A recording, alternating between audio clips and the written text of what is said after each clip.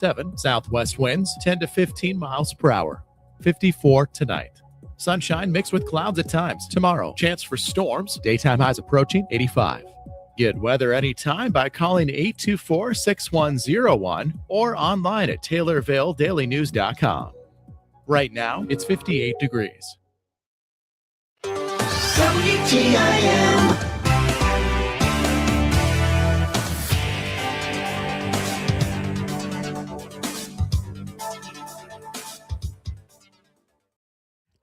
You're listening to WTIM, your information station. Time now for your expanded local news. I'm Reed Kamai. The Taylorville City Council met on Monday for its second regular monthly meeting. During the meeting, the council recognized that Taylorville High School bass fishing team, along with the recent Illinois Principals Association Leadership Award winners. In recognition of the Taylorville High School bass fishing team, Taylorville Mayor Bruce Berry complimented Griffin Gregory and Vinnie Verardi. Mayor Berry acknowledged them for their abilities and skills in the competition, as well as several other individual contributors for their time and influence that they offered to make the bass fishing team and its achievements a reality. First, the bass fishing team, congratulations to Griffin Gregory and Vinnie Verardi. The IHS Regional Series started with over 600 boats statewide, and these boys just finished in the top 25 in the entire state of Illinois. They're the first ever bass fishing team from Taylorville High School to advance to sectionals, first ever bass fishing team from Taylorville High School to advance to state, and placed 24th out of 60 boats in the main division at the state. Mark Heil, thank you for pouring your passion of bass fishing into these young men. You're an amazing mentor and boat captain, and your knowledge for the sport directly reflects in their success. Coach Dammerman and Coach Nichols, thank you for the time you give to make this sport possible at Taylorville High School. Thank you for the knowledge, help, and laughs throughout the entire journey. Andrew Gleason and Craig Groen, thank you for the use of your boats during the sectional and state series, and your assistant made it much easier for our team to be successful. If Griffin and Vinnie would come forward. Congratulations, boys. Thank you.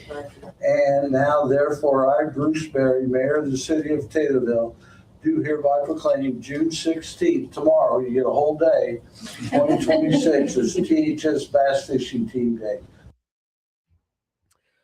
Mayor Berry also gave recognition to 4 recipients of the Illinois Principals Association Leadership Award, acknowledging them for the leadership skills that they have shown in the schools they attend. The awards were given to students from North Elementary School, Taylorville Memorial Elementary School, Taylorville Junior High School, and Taylorville High School. I want to introduce the Illinois Principal Association Leadership Award winners. As I say your name, if you'll stand and then come up here to the front. First one is Jamison Zeitler, was chosen by the Illinois Principals Association for her leadership at North Elementary School. It's right over there to the right, buddy. Thank you. Quinn Hancock was chosen by the Illinois Principals Association for her leadership at Taylorville Memorial Elementary School. Nola Burgess was chosen by the Illinois Principals Association for her leadership at Taylorville Junior High School. And Madeline Lamb was chosen by the Principals Association for her leadership at the high school. She can't make it. She's training for national dance something, so she couldn't make it. But I have these awards.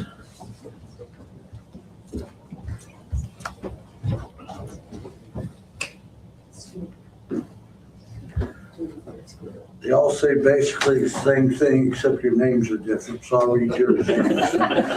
Whereas to really excel in leadership, a young person must demonstrate, in addition to a great deal of natural ability, an outstanding spirit of knowledge, dedication, enthusiasm, and hard work. Whereas Jamison Zeitler is being honored for his leadership from Taylorville North Elementary School. Now, therefore, I, Bruce Berry, Mayor of the City of Taylorville, do hereby proclaim June 15, 2026 as IPA Student Leadership Award Day. Congratulations.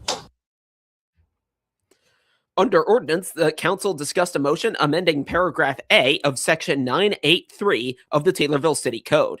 This discussion would be on a $250 sign permit fee. The city code amendment was approved 8-0. There was a motion to approve the resolution providing indemnity for directors and employees of the Taylorville Public Library, which was approved 7-0.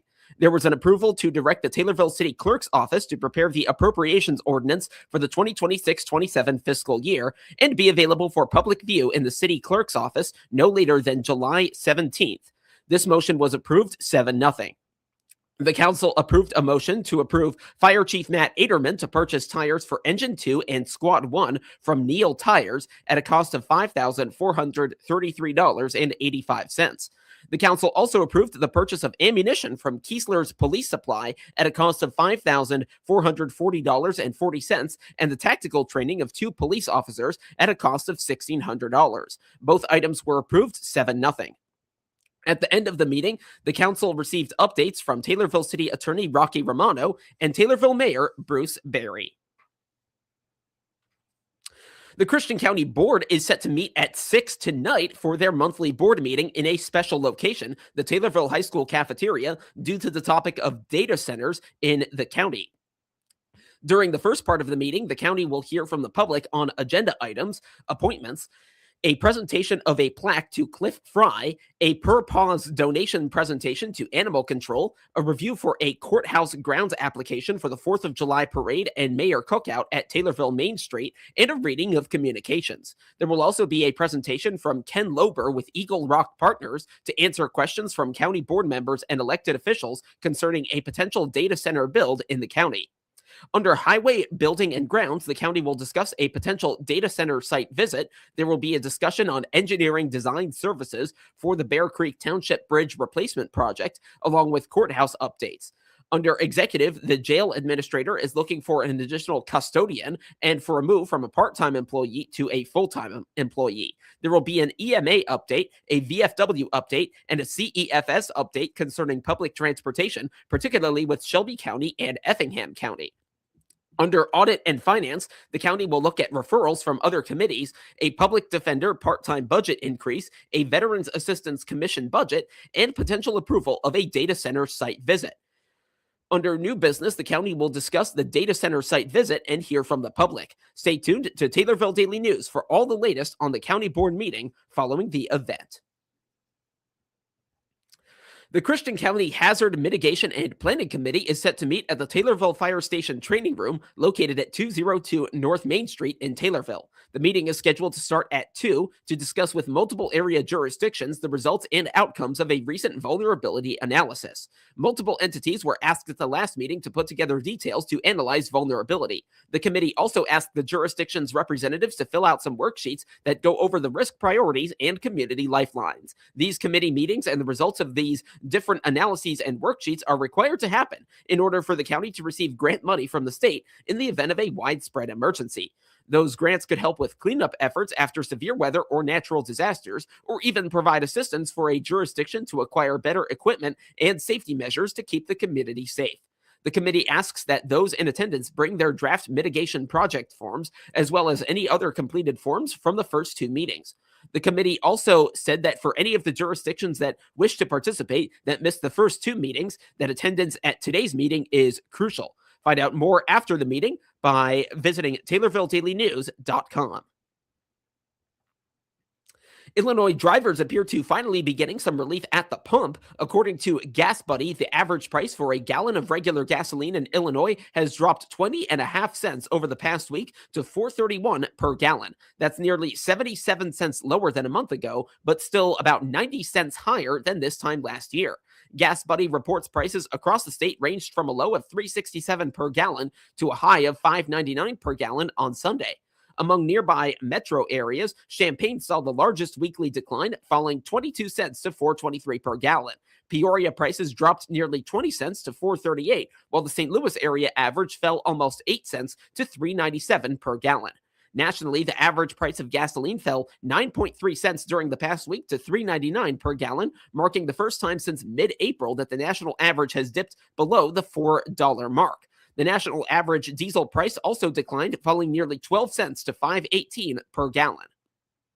Gas Buddy petroleum analyst Patrick DeHaan says gas prices fell in 47 states over the past week as oil prices moved lower amid reports of a possible agreement between the United States and Iran. He says the national average could continue to decline if oil markets remain stable and diplomatic progress continues. For comparison, Illinois motorists were paying $5.57 per gallon on this date in 2022 during the height of the fuel price surge. And now, a word from First National Bank in Taylorville. At First National Bank in Taylorville, just west of the square, we've spent 70 years being your local bank. The bank where relationships matter, because we've been part of this community for generations. I'm President Jared Beckham. Life moves fast. Families grow, businesses change, even banks come and go. But one thing stays the same. First National Bank in Taylorville has been here for you and will be here for the next generation too. Serving Taylorville for 70 years, First National Bank in Taylorville. First every time, member FDIC. Shelby Electric Cooperative has now entered triple digits in subscribers to their new Shelby Fiber service. They installed the 100th customer on Tuesday of last week and continue to expand the geographic range of this new offering. Kevin Burnson, the co-op's vice president of media and public relations, says subscribers receiving service through the Moweaqua substation are next in line. Well, obviously, Macon County, we're now lighting them up. We also have in the Pana area, Oak Terrace, that little community there. We're starting to do drops and doing installs there. If they haven't yet, call 217-774-2323. Talk to the customer service folks, get you on the schedule. Where we're going next, I'm going to speak in the sense of substations because that's kind of how we're building out our system. So that might be a little odd to do it that way as opposed to counties and towns. But basically, we are doing the rest of the Moweaqua substation, and we've started building out on the Velma substation. And a member, if they're wondering, well, am I on the Velma? Am I on the Moweaqua substation or any of the substations that we'll eventually get to? They can look at their electric bill, and on the back side, there's a thing called map location. That map location number will have an initial. So I'm on the co-op. I'm off the Shelbyville thing, so I have an S before mine. If you're from the Velma, which we're building out now, you would have a V before that number, and Moweaqua would obviously have an M. Current co-op members interested in the fiber service can sign up on their website, shelbyelectric.coop. Burnson again urges members to do so, even if fiber is not yet available in their area. The fiber service offers download speeds of up to 1 gigabit per second. In many cases, though, a wired connection is necessary to achieve that level of efficiency. Well, obviously, our top tier or top package is a gig. We also have a 500 and a 100 megabyte package. But gig's obviously what a lot of people are wanting. And so once we get a few of the folks lit up, they're asking the technicians, I just did a speed test, or they're calling in, hey, I just did a speed test and I'm not showing a gig. Well, that's because they're doing their speed test, or they're using their device and it's wireless. So they're going off the router. Where you're going to get the true gig is if you're hardwired. You're plugged into the router. The router, then you run an Ethernet cable to your laptop or your computer or your device, and you're going to get that gig speed. So the beauty of the gig speed, though, is those that are using their even if you're at the router, your device probably is not going to show a gig. It'll probably throw 300 to 500 megabytes. Burnson elaborates on that, offering the analogy of wired and wireless connections with water hoses and sprinklers. The Wi-Fi is you're going to have several people using their devices, so that gig speed is going to take care of everyone. So you're not going to have those the buzz or the drops that you get, or the freezes on the TVs and the different things you stream. I hate that. Kids, right? The kids can do their gaming. You can be on a movie. You can be on a conference call, Teams type call, and not have those issues. We kind of like to look at it as an analogy of a garden hose and a sprinkler. Garden hose is hooked up. You spray that thing, and it's a hard line. It's solid. It's a solid stream. That's the internet gig fiber when you're hardwired. The router kind of represents the sprinkler, where it spreads the water droplets out. That's kind of like spreading the data packets out, and you're going to hit more devices with that. Not at a gig speed, but you've got plenty of speed to take care of all those devices. Shelby Electric Cooperative has also begun offering summer office hours. This is when staff and technicians are in to answer questions related to members' services. The office hours are Mondays to Thursdays from 6:30 in the morning to 4:30 in the afternoon. Those just started. Obviously, we're normally Monday through Friday, 7 in the morning to 4. But during the summer, we do what's called 410s, a little more efficient for our line crews to go out and get the job done and come back. And basically, it started this week. So from June 8th, which obviously was a couple days ago, or was just yesterday, to August 7th, we will operate Monday through Thursday, 6:30 a.m. to 4:30 p.m. Now, if something happens on a Friday or we need typical stuff going on a Friday stuff will still happen, but the offices will be closed on Friday. More information on Shelby Electric Cooperative and Shelby Fiber is available at shelbyfiber.coop or by calling 217-777-2323. Kevin Burnson appeared as a guest on the WTIM Pana Morning Show. Another group is progressing through the Illinois Ag Leadership Foundation program. Miriam Gay is with Corteva AgriScience and is a fellow in the IALF class of 2027.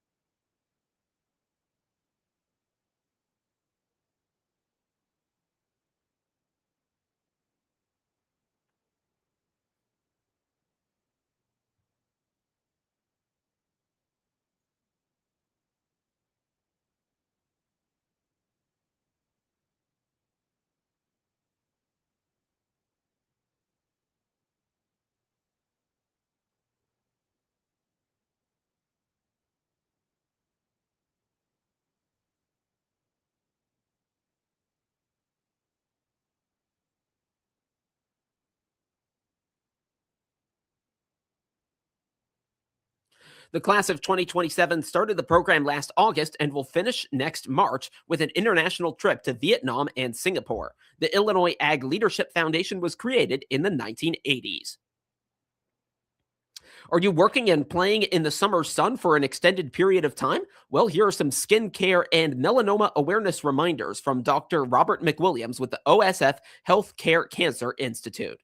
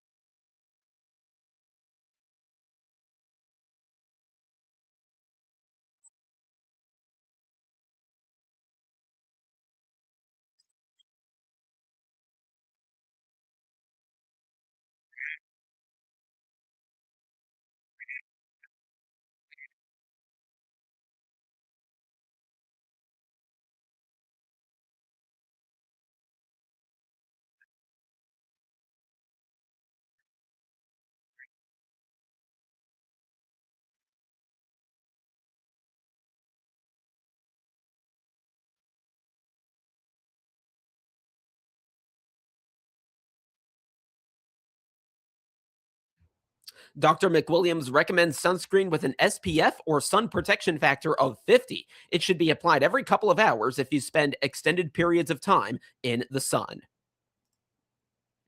Now to obituaries, which can be found at TaylorvilleDailyNews.com. 70-year-old Sandra S. Miller of Pena died on Friday. Cremation rights have been accorded, and arrangements will be made at a later date. Those arrangements are being handled by McClure Funeral Home and Cremation Services in Taylorville. 76-year-old Jewel F. Johnson of Springfield died June 3rd. A graveside service will take place today at 11 at Camp Butler National Cemetery in Springfield with full military honors by the United States Army and Inter-Veterans Burial Detail of Sangamon County. And 69-year-old Robert S. Bob Brown of Taylorville died on Friday. Visitation is this coming Monday from 5 till 7 at McClure Funeral Home in Taylorville. The funeral service is next Tuesday at 10, also at McClure Funeral Home. Burial will be at Oak Hill Cemetery. Arrangements are being handled by McClure Funeral Home and Cremation Services in Taylorville. A quick look at the weather today. We're expecting a high near 77. Get local news anytime at TaylorvilleDailyNews.com and every hour as well.